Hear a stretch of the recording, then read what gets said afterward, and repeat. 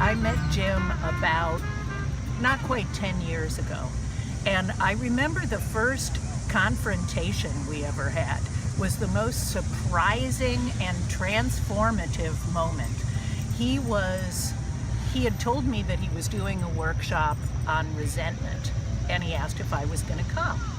And I went up to him after a meeting and said that I resented that he was doing this workshop on resentment and charging money for it when it had to do with 12-step concepts. I thought it was wrong. And he just looked at me and smiled and said, I hear you. So are you going to come to the workshop? And it was so crazy that he didn't defend himself. He didn't react in any negative way. And it really threw me, and it was delightful.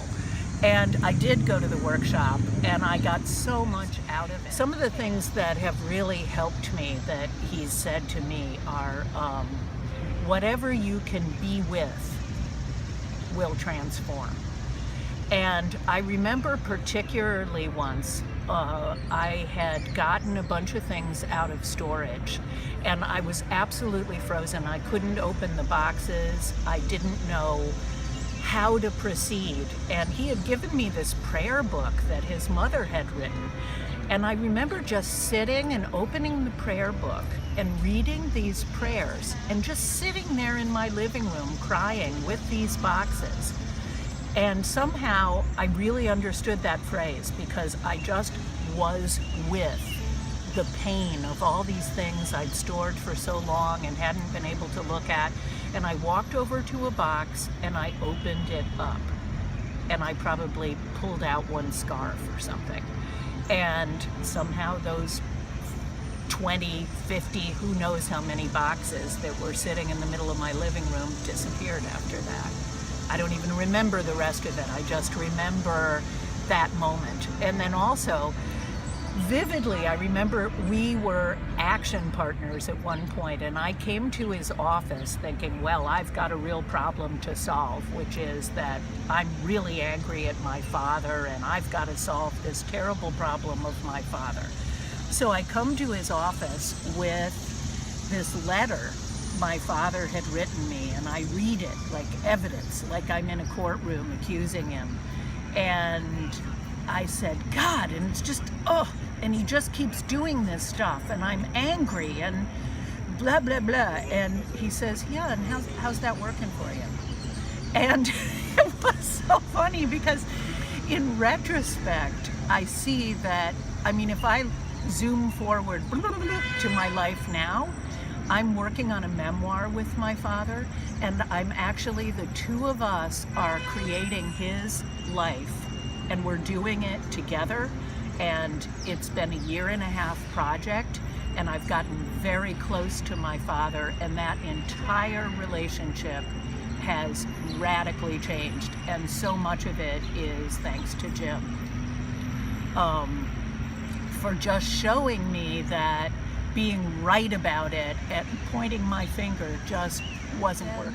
Another image that he's used that I've repeated to a lot of people because I've found it extremely helpful is he said once, you know, Shelley, nobody's going to be surprised when you start making money. Nobody except you.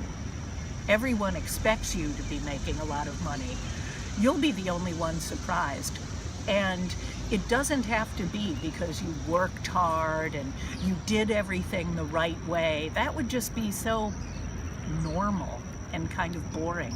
How about if it's a gift? How about if it's grace? How about if it's just a gift and it's just grace and you had nothing to do with it and it just came to you? And I swear that's how it happened for me. And he often talks about when we were first looking for oil in this country. And down in Texas, people would take a cloth and run it along maybe the ground and get a little bit of oil and be all excited because they got a little bit of oil. And then finally whoever decided to drill deeper and then hit a geyser, and suddenly this oil just spouted up uncontrollably.